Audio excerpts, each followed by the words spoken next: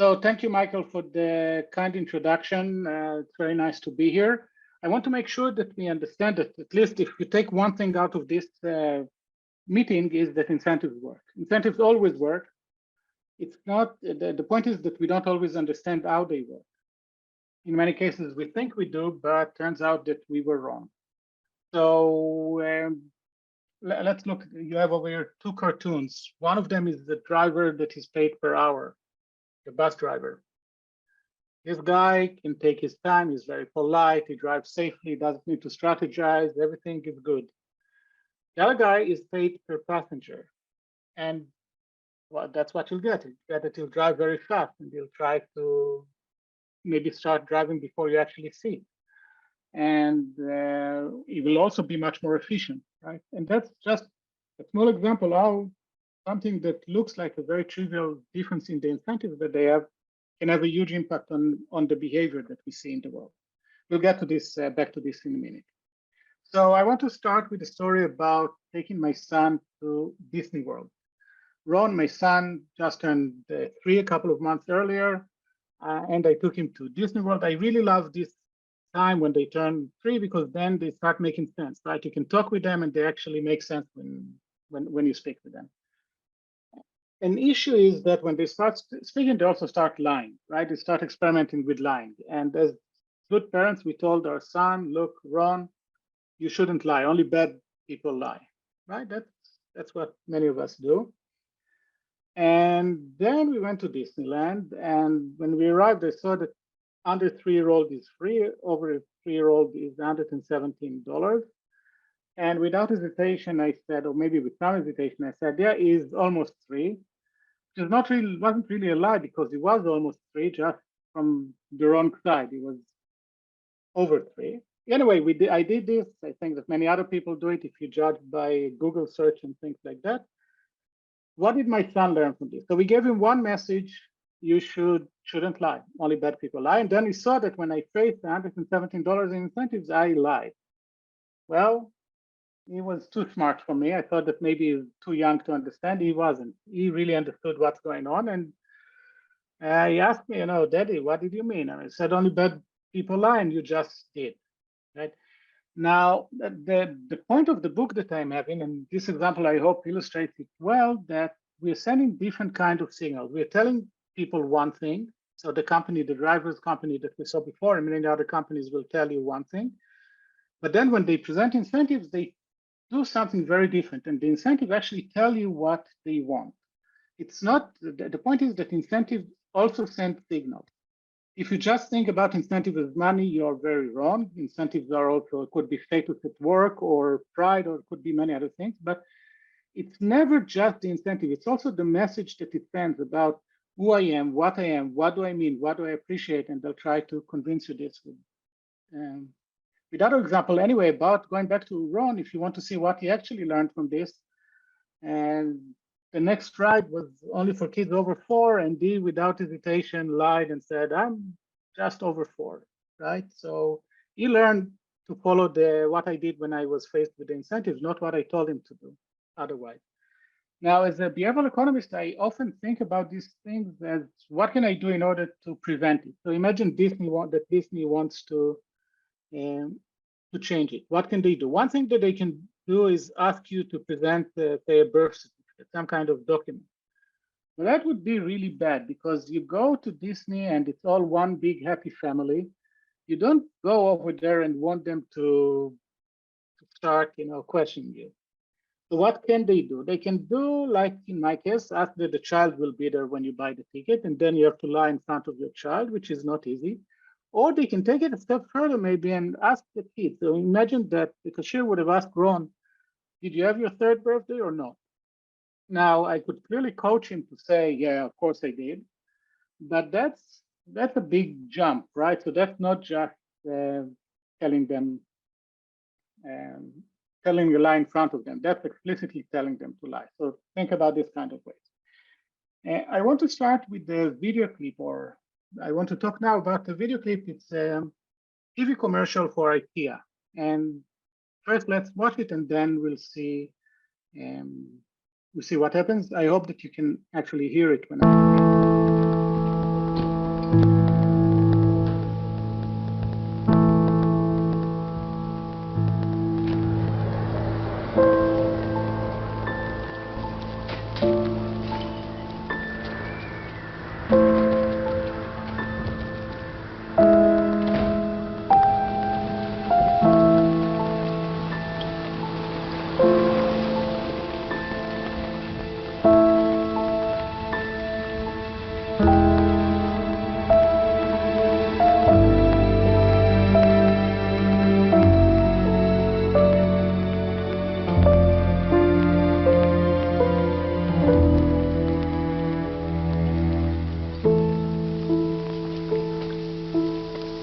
any of you feel bad for this lamp?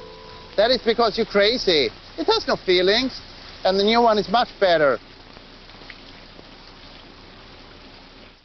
I hope you were able to hear this. So I really like this commercial because I watched it by now, I don't know, 100 times. And each time I feel sad for this lamp, right?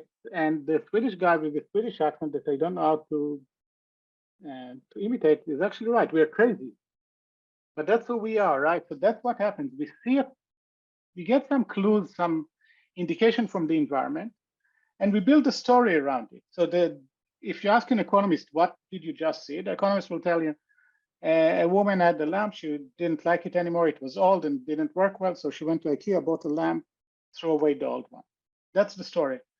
But with the music and the rain and everything, it really, we get feelings about these kind of things. So our brain really completes the story with other details. And that's the role of incentives in many cases. The role that we miss is that you can use the incentives in order to change the story that happens. Let me give you another example of that. Please look at it from left to right. I can't really talk with you, but I can tell you that when I ask people to tell me what happens when they look at it from left to right, people come up with, the star was at the center and then the moon came and pushed it. And other things like that. Or if I ask them what's going to happen next, people are very good at telling me, don't worry, the star will come back and punish the moon and things like that. Now it's going back to the Swedish guy. That's because we're crazy. We just see over here 5 pictures, but our brain works such that we can complete the story we get incomplete information and our brain completes the story. Now, why am I telling you all this? Because incentives in many cases complete the story. Let's look at this example. The CEO of Coca-Cola had a great idea. He said, let's put a thermometer in the vending machine and say that the regular price is $1 on a hot day, we can raise the price to $1.50 because people are willing to pay more for a soda can during hot days. Makes sense, right? That's price discrimination, Econ 101. That's what you would expect. But most people are not economists, and most people found it very offensive that the CEO of Coca-Cola, the company, wants to take advantage of them, and when it's hot, they want to charge them more. Now, the mistake was that the way they presented it, because you can think about exactly the same incentives with a very different story. And the way I would have done this, I would say, look, the regular price is $1.50. On cold days, I'm willing to give you a discount. Same prices on same days. Everything is the same, but very different story. In my story, Coca-Cola is actually a nice company. It's not someone who tries to take advantage of us, but it's a company that really tries to help us. A couple of months ago, AMC theaters had a similar problem. So they sent basically a media announcement that because of inflation, pricing going up, they decided to charge more for premium seats. So now if you want to sit in the center, you have to pay more. And again, people got really upset by that. Now, the story that they should have told was, look, inflation, labor cost, everything, we have to raise prices. Sorry for that. But because we care about you and we want you to still be able to come, we're willing to give you a discount if you'll be willing to sit in the front seat or at the sides of the theater. Again, the exact same incentives with a very different story. In one case, you're a greedy company that tries to squeeze another dollar from us. In the second case, you are a nice company that tries to help us. So it really shaped the story that we have, the narrative of what we see. I'm going to talk about the signals, and the book is about signals. Let's start with the previous example of when we talk about signals. So in the late 90s, early 2000s, the hybrid cars came to market, the first hybrid cars, and basically it was Honda and Toyota. Now, it was weird because these cars were really bad. In what sense were they bad? For the same price, you could have gotten a much better car. So today, if you buy a Prius today or Tesla today, it's those are competitive cars. But back then, those were really bad cars, which was actually great because it allowed you to signal that you care about the environment. Why else would you drive a hybrid car in 2003? No other reason. You drive it only if you care about the environment because it's not a good car. Even if you factor in the fuel saving, it was just a bad car. But people actually enjoyed it because now they can signal to others that they care about the environment. So that can explain why these cars were successful despite of being bad. But what's interesting is that Toyota won the market completely over Honda. And the reason was that Honda decided, probably listened to the engineer and decided to build their hybrid car on the Toyota Corolla, not Toyota, the Honda Civic, sorry, the Honda Civic. So they took the Honda Civic and just changed the engine or whatever they had to change. This made lots of sense because you didn't have to change that many parts, and it makes a lot of sense to use what you already have. Toyota said, we're not going to base our car on the Civic or something like that, on our version of this. We're going to build a completely new car, redesign the car. And the advantage was that when you entered the parking lot with the Prius, everyone knew that you're driving a hybrid car. So if you're driving a bad car and you're sacrificing for the environment, you want other people to know it. If you drove the Honda in, there was a small plaque at the back that said hybrid car. No one really saw it. If you drove with the Toyota Prius, everyone knew that you're a good guy. And that's according to Honda CEO, for example, that's why they lost, because Toyota was smart enough to make the signal very important. Now, when we're talking about incentives in general, it's important to understand that not all incentives will work the same on everyone. So a cool Prius, nobody is going to say it, right? But they are proud of it. They are proud that they are not driving a cool car. And if you want to get someone who doesn't care about the environment, someone who drives a large pickup truck and cares about something else, you need to think about very different ways to incentivize them than if it's someone who cares about the environment.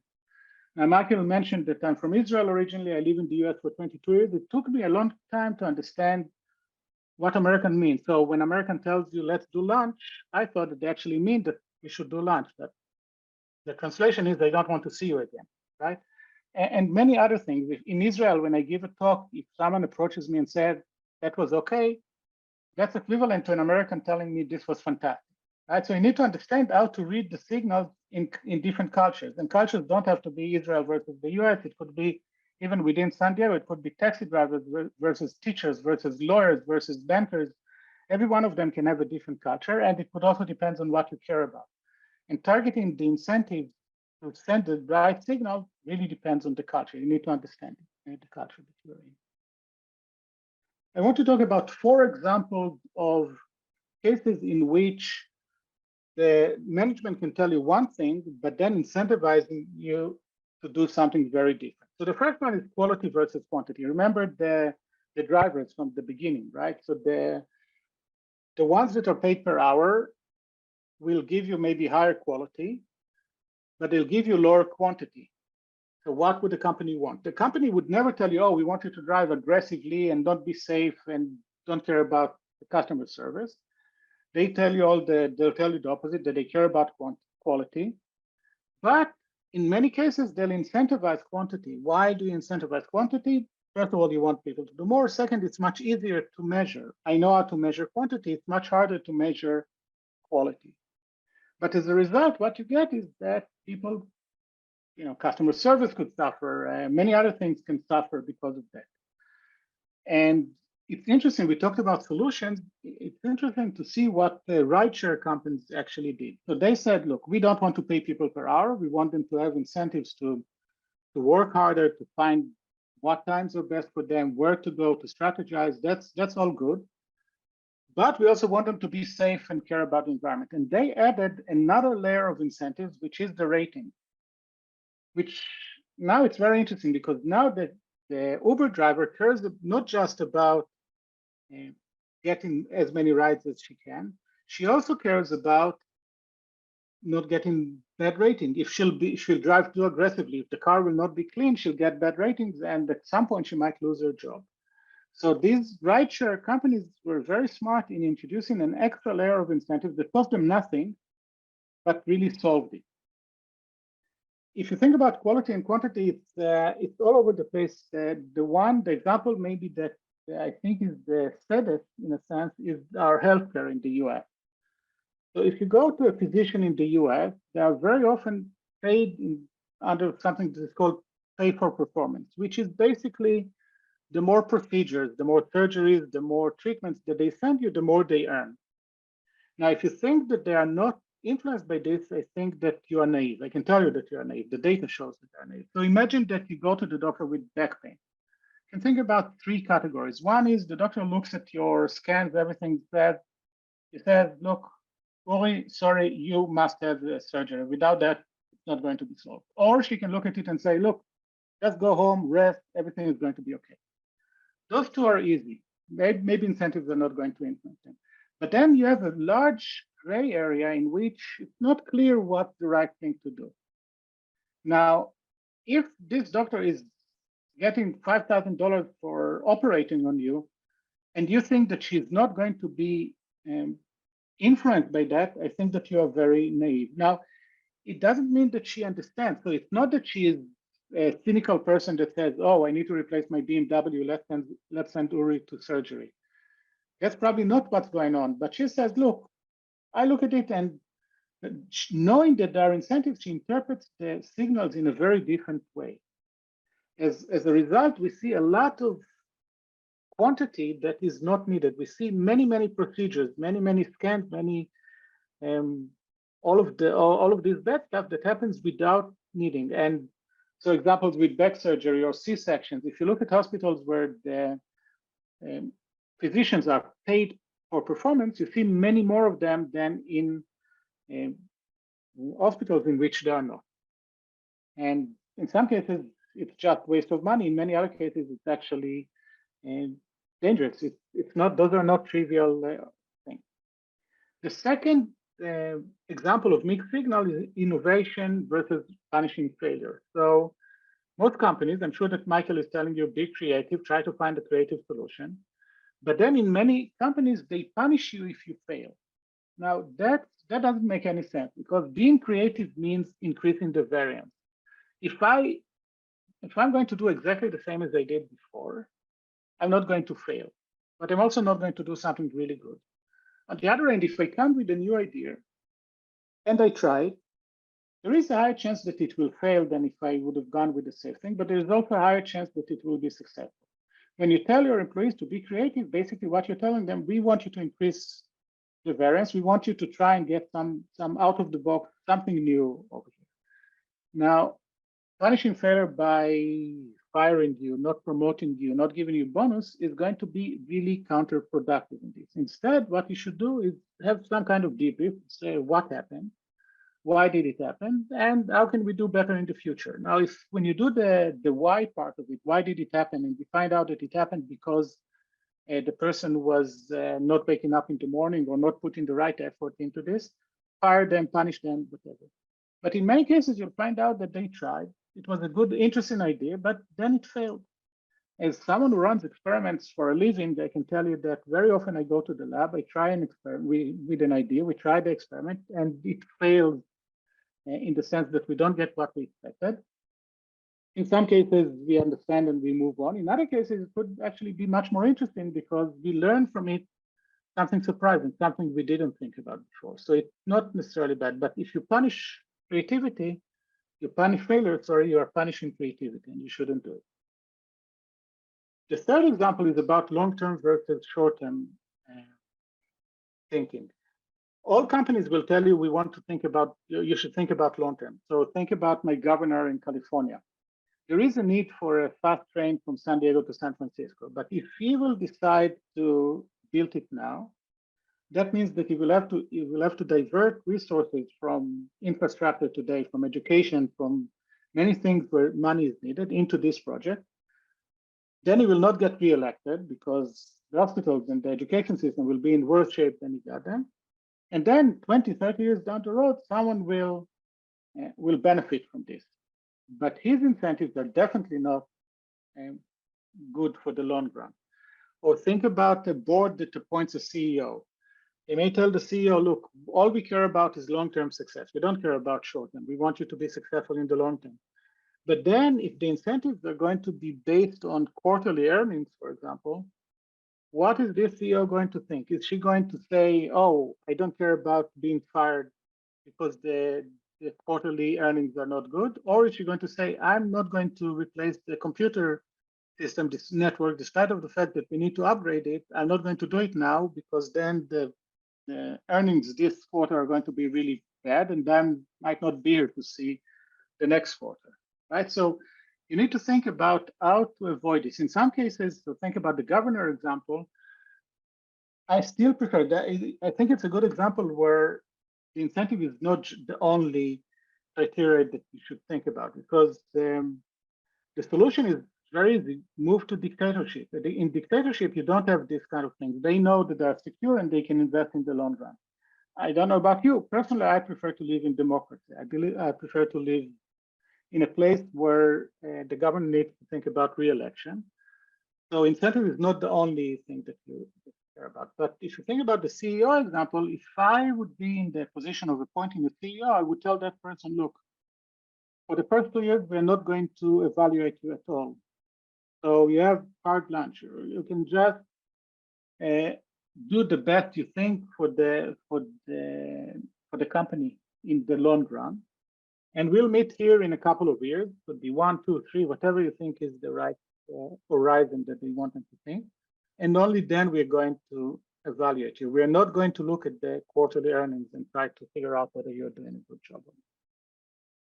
The last example is about teamwork and cooperation versus individual success. Now, most organizations will tell you, look, it's really important that you'll work together with your coworkers, and we care about cooperation, and they're right. That's the way to actually create value. But then they're going to incentivize individual success. They're going to promote the people that had more success in a measurable way by themselves. And that's, of course, a contradiction. That's a mixed signal. What do you think that the worker will figure out from this? That they should work as teams, or that they should try to push their stuff? Think about mentoring, for example. If you have a new worker that comes to work and someone needs to mentor them, it's extremely important. But that's usually not a rewarded activity. If you'll do that, you will not achieve your individual KPI, and you will not get the incentives that are associated with this. So maybe you will not do it. That could be a problem. Think about this soccer example. The number 7 has to make a decision. He can either try and score himself. There's a low probability, but then he will get 75,000 pounds in this example. Or he can pass it to the guy on the right that can try and score. And in this case, there's higher chance, but he will get only 20,000 pounds. Number 7 will get only 20,000. Now, it's easy to build probabilities into this, in which number 7 will decide to go all the way himself and score. In terms of the team, that's not what the team wants. The team wants as many goals as possible. The team wants to win. They don't care who scores the goal. But so they tell everyone, look, teamwork, we want to win, but then they give this kind of incentives, and it's a problem. Now, I'm not saying that you should not give differential incentives. So you want to attract the best players, the best workers in the world, you'll have to compensate them differentially. So if you give everyone in the team the same, first of all, you get free riding. I can just maybe work a bit less hard than I would otherwise, because anyway, I'm not going to influence the outcome that much. And you will not attract the best performers, because the best performers will have to go to a place, will prefer to go to a place where they are compensated for being better than others, right? So there is a trade-off over here, but what I'm trying to say is that you shouldn't tell people, oh, think about teamwork, but then compensate them based on individual success. When I talk about signaling, you can think about social signaling, like we saw with the previous example. And you can think about self-signaling. Now, self-signaling is a bit of a harder notion to think about, but turns out that in many cases, we look at our actions and we try to understand whether we are good people or not, whether we behaved according to what we want to be or not. So I can take some actions in order to convince myself that I'm actually a good guy. Here's an example of an experiment that we did with pay what you want. Pay what you want is a pricing method that is used in some places. We have some research about it. It works very well in some cases. In this case, it was a buffet restaurant Pakistani buffet restaurant in Vienna. So people would go there quite often. So it was close to university, so people would visit it, say, once a week. You go, you eat, and then the waiter comes and you pay the waiter whatever you want to pay. You can pay zero up to whatever you want. The average pay, if I remember correctly, was €6. Now, you can say that people do that. Why do people pay? Because they send a signal that to the waiter that they are not jerks, right? That they don't want the waiter to think that they are bad people. Now, what we did in order to see how important self-signaling is that another treatment in which instead of paying the waiter, you put the money in an envelope. So you put the money in an envelope, no one sees how much money you put in the envelope, and then you drop it in a box when you exit the restaurant. At the end of the day, we can tell what people paid, but we don't know who paid what. So we cannot say whether you paid more or less about as an individual. Now, the nice thing about this is that it leads to a very different type of thinking. If you look at this cartoon, you see that on the left, she thinks about what is the waiter going to think about me? And on the right, he says, wow, I'm a great person, right? Otherwise, why would I put the money over here? So the self-signaling is stronger on the right than it is on the left because there is no social signaling. Now you understand when you are putting the money in the envelope, you know that the only reason you're doing it is because you're a good person. It's a very strong signal to yourself. And indeed, that's what we found. We found that they paid a bit more when they put the money in an envelope relative to paying the cashier and straight to in person. I'm going to finish with the 3 examples in which this can work. The first one is recycling. Imagine that you live in a cold place. Icy morning, you see your neighbor going with a large bag filled with, say, 100 soda cans to the recycling center. What are you going to think about her? Probably that she's great, right? Otherwise, why would she do it? She's a good person. She's probably going to think about herself. She's a good person because, again, otherwise, why would she do it? She could have thrown it to the trash. So everyone is happy. Other people think she's great, which is good for her. She thinks she's great, which is good for her. Everything is good. Now imagine that the city decides to incentivize recycling and pays you 5 cents for every soda can that you recycle. Exactly the same scenario. Now you see your neighbor in the morning with a bag filled with 100 soda cans. But instead of thinking that she's a great person, now you're saying, oh, for $5, wow, she must be cheap. Right? The same activity, but now you have a very different interpretation for it. And the same is true about herself. She's probably going to say, well, for $5, it's not worth it. So the same activity, but you get a very different kind of interpretation. If you apply this kind of thinking to blood donation, we can maybe talk about ways to do it more successful. So blood donation is interesting because blood banks are making lots of money. Hospitals are everyone is making hundreds, if not of millions of dollars, if not billions of dollars a year out of this, probably billions of dollars. I don't remember the exact number. But you're not allowed to pay the donors. Donors are not being paid. Now, I don't know if you donate blood, but when I do it, I go there in the morning. I just told you that I'm a nice guy. So I go there in the morning and I spend a couple of hours. They stick a needle into me. It's not a pleasant experience, which makes me feel like with the previous example, makes me feel actually very good about myself. I might even, tell the guys at work, sorry, I missed the meeting in the morning. I was busy donating blood, right? So everyone will think that I'm a great guy. Now imagine that you get $50 for doing this. If you donate blood, you get $50. I would not donate blood for $50. I will not spend half a day going there in order to earn $50. It would change the meaning of what I'm doing. I will definitely not brag to my friends that that's what I did. So another example where paying money could be bad, but that leads us to the gift that we'll talk about in a second. I can give you a different kind of incentive. I can give you, for example, a coffee mug with the blood bank logo on it. Cost less than $50. You don't need another coffee mug, but it's actually nice to get it because now every morning when you drink coffee, you'll say, wow, oh, you're a good guy. You donated blood, right? I'll remind myself that I'm a good guy. when I go to a meeting at work, I don't have to tell them that I donated blood. I can just put the coffee mug on the table and they will figure it out, right? So you can get incentives that have very different meaning when it's money and it's not money. Think about a friend that asks you to help move in a couch. Now, if that friend, after you help them, will pay you $10, that's going to be very insulting, right? You're going to feel really insulted by that because basically that friend tells you, I don't care about you. It's just an exchange kind of relationship. If your friend will buy you beer, that would be actually nice, right? So beer has a very different signal, sends a very different signal than blood donation, than money. Imagine that you go to dinner at your friend's place and you wanted to buy, I don't know, a $30 bottle of a nice red wine and bring it over, but you got busy at work. So now you'll give them $30 when you enter. That's going to be extremely weird, right? You don't do this kind of thing. And that leads me to gifts in general.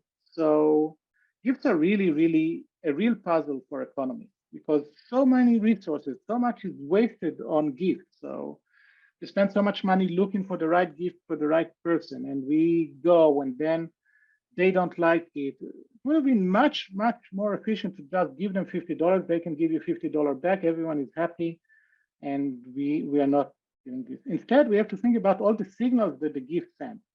As always, Seinfeld did it better. So let's see what happens when Jerry has to buy Elaine birthday gift. Now, those of you who don't know Seinfeld, shame on you, but they were lovers before and now they're just friends. So it's really a delicate situation. Let's see what happens. What about jewelry? That's a nice birthday gift. Oh, no, I have to be very careful here. I don't want to send the wrong message, especially after the other night. Maybe I'll get her some jewelry. No, you can't get her anything better than me. Whatever I spend, you have to spend half. What am I supposed to get, a bazooka? You don't understand. I'm in a very delicate position. Whatever I give her, she's going to be bringing in experts from all over the country to interpret the meaning behind it. What does she need? Maybe there's something that she needs. I got it. You want to get her something nice? What about a music box? Nah, too relationship-y. She opens it up, she hears that Lara's theme, I'm dead. Okay. What about a nice frame with a picture of another guy in it? The frame says, I care for you, but if you want to get serious, perhaps you'd be interested in someone like this. Nice-looking fella. What about candle holders? Too romantic. Lingerie? Too sexual. Waffle maker? Too domestic. Bust of Nelson Rockefeller? Too gubernatorial. Maybe you won't like it. Oh, how could I not like it? Of course I'll like it. You could not like it.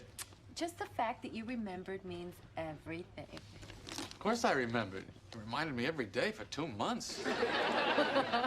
Oh, the card.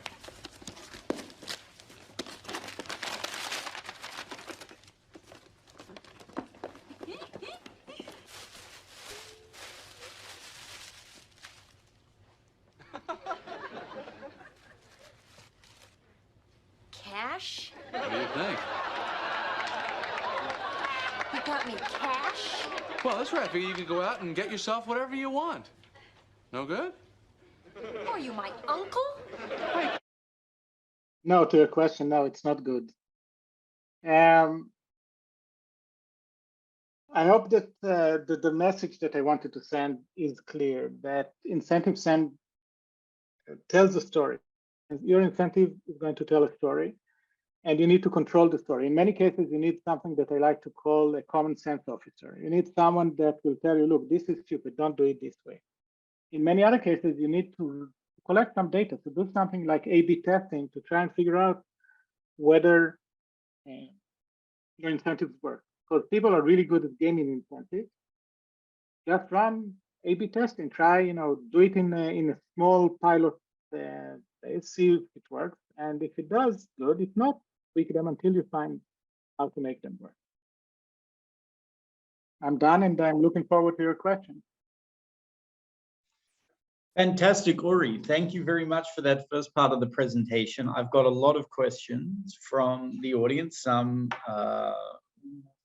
myself, and some from clients who I know often are asking, similar questions: how to design incentives in a work construct, unlike the personal constructs, or some of them.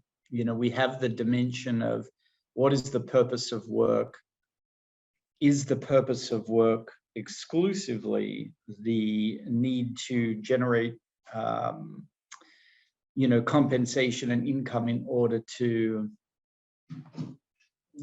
serve the needs, pay the insurance, pay the mortgage and the houses, etc. So, first I want to, kick off the, an interesting experience we had that brought us into the space of emphasizing recognition and storytelling and building pride. And that was a client, big US retailer, 50,000 plus employees, doing a reward system at which some point in the history of the program ran out, had limitations on the budget, particularly when you've got that kind of size, and asked us to pivot towards telling stories. And we said, okay, let's look at, some storytelling function. We said, sure, no problems. We'll add some of the storytelling functionality, but I think the success of the program overall will diminish greatly on the belief and basis that the people were in it for the rewards predominantly. Cut a long story short, lo and behold, the storytelling components were massively successful. 20,000 plus stories a month were being generated, and those stories were recirculated internally amongst the population as a way of saying, here is greatness in a non-monetary construct. So, I ask an opening question to you in that, where does positive feedback from others about one's achievements in a let's say a relatively public setting fit in within the context of an incentive? Is that an incentive, at least in terms of your observations and from your research? I think that your comment before and the question itself is really the holy grail of incentives. If you take an incentive class with the same title in a business school by an economist, it will be all about you need to pay the insurance, you need to pay rent, you need to eat. That's why you go to work. You don't like to work, go to work. You hate going to work, actually, but you're willing to do it because you need to get to pay the bills.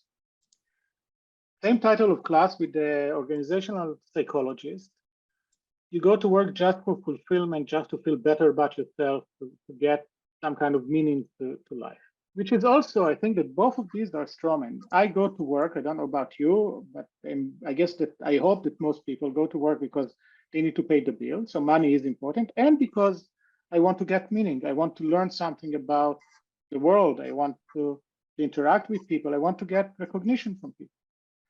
Right now, in many cases, some of them I discussed in the presentation. When I introduce monetary payment, we call it crowd out the intrinsic motivation to do things. So if I pay you to recycle soda can, I change the meaning of what you're doing and you don't do it. The holy grail is really to find incentives that will make it stronger, that will make you feel better about yourself.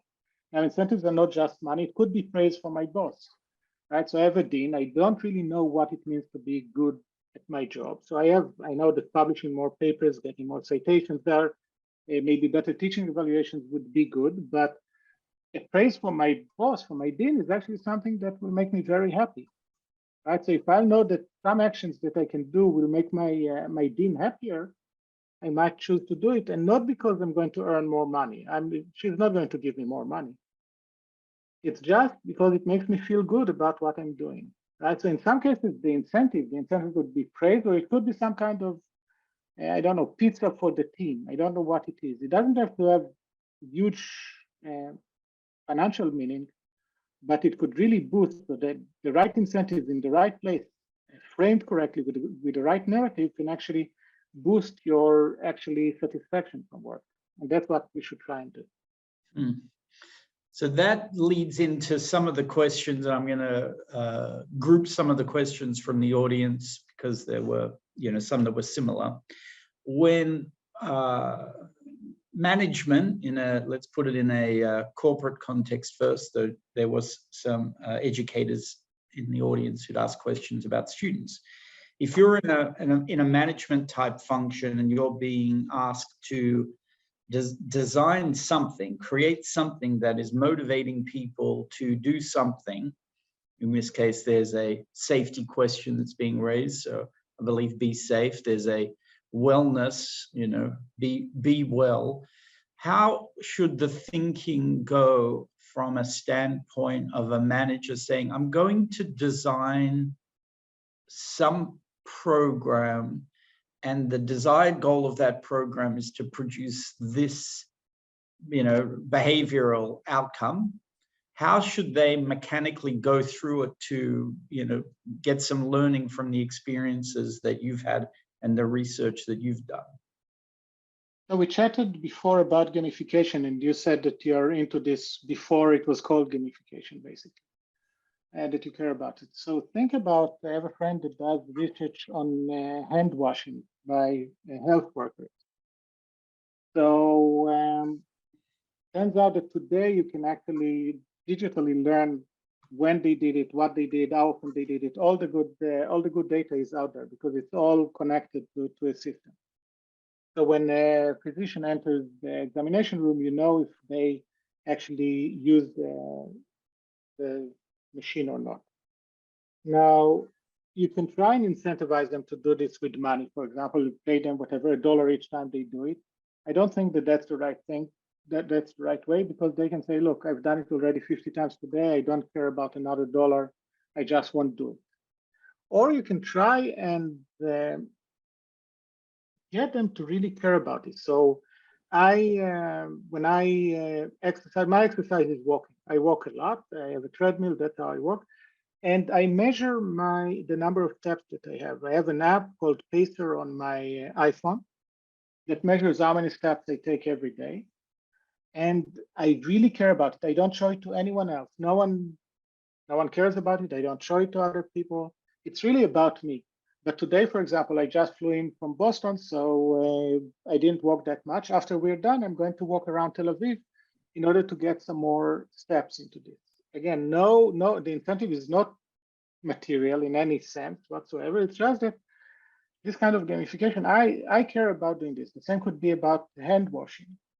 If you can create them and tell them, look, today you were better than Thursday last week, or you're improving, something like that. If you can make this safety something that they care about and that they get data about it, so they know that they are monitored, but they are not monitored because I want to punish them. I can monitor them. I don't want to punish them. That's not what I do. I just give them the information and build it in such a way that they can see improvement if they do. They know that something is registered. For example, I would not go out for a walk without my iPhone. That would be a waste of steps, right? So the caring about this gamification could be really important. That's something that maybe could be done with safety. Apart from, you have all the things. If you drive without safety belt, I can give you a fine, right? So there are ways to punish you and to give you incentives this way, but a nice incentive is to try and make it such, give you the data about when you do it and when you didn't comply with it, and try to convince you to try and improve it. That's a great approach.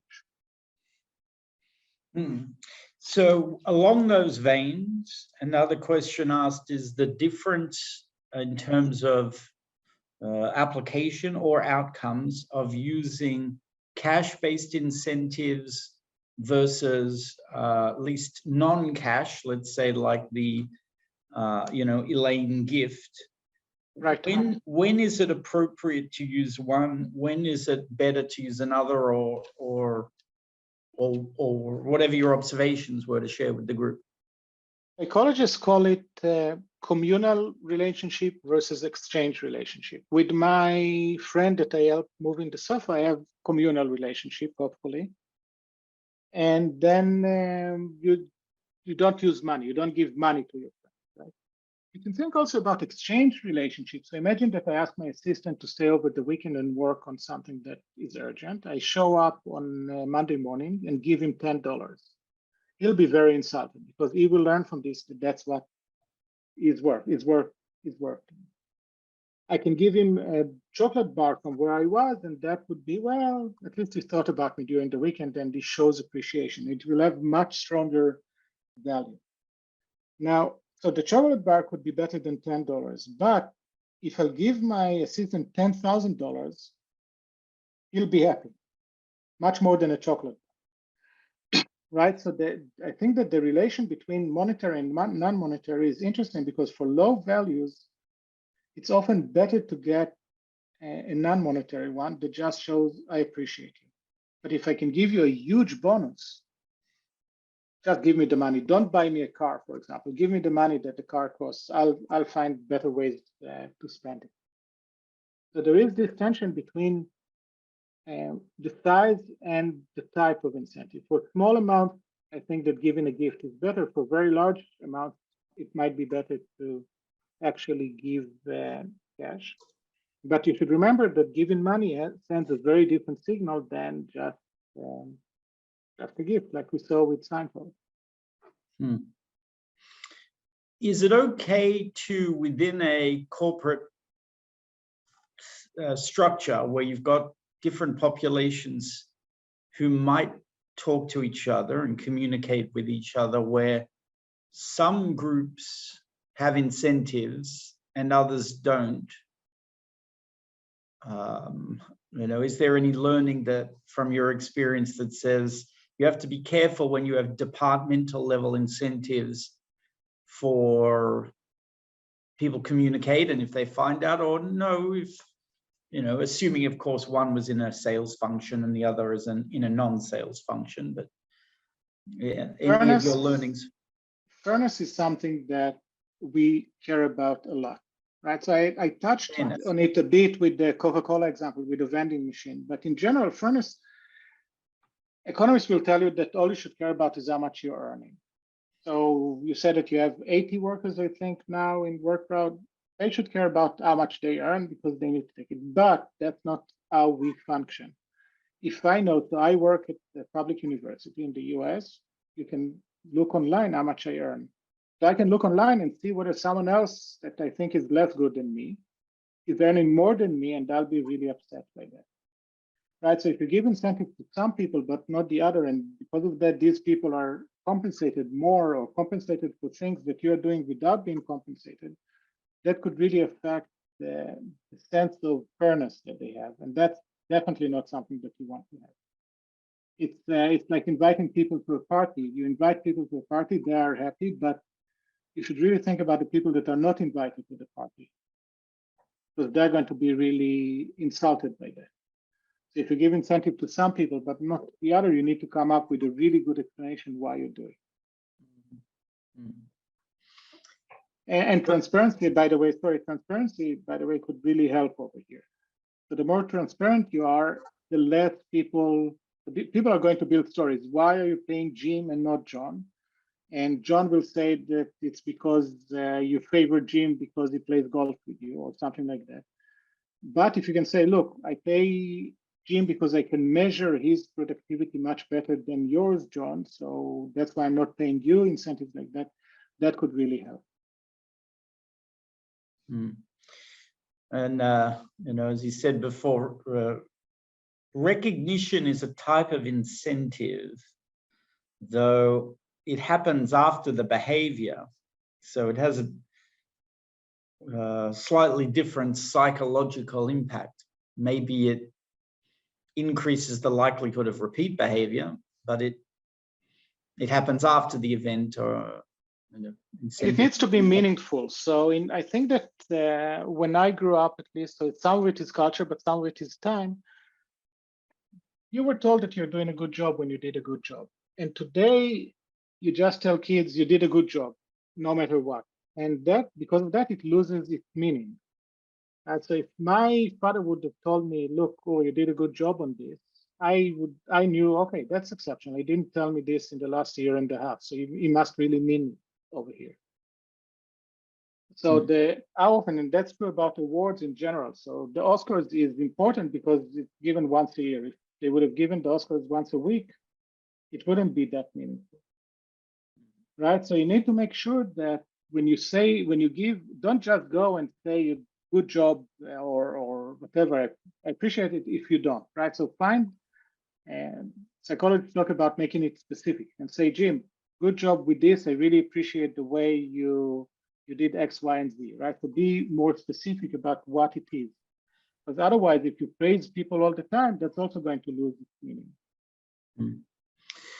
All right, well, we're at the end of the hour. Dr. Gneezy, thank you very much. Be safe wherever you are. For everybody who's attended, thank you very much for your time today. As I mentioned at the beginning, following this, we will send out a video recording with Dr. Gneezy's permission of today's webinar and session, any of the relevant materials and information, as well as a link to provide us with information, and we'll get you sent out a copy of Dr. Gneezy's book. Usually takes about 3 weeks, just everybody to set expectations, but we will have that email out to you guys sometime early next week. So with that, I'll give you all back to your respective worlds. All the best. Thank you very much. And we'll look forward to seeing some of you again next month for our next monthly webinar and author. Thanks, Dr. Gneezy, and thanks everybody else for attending. Thank you.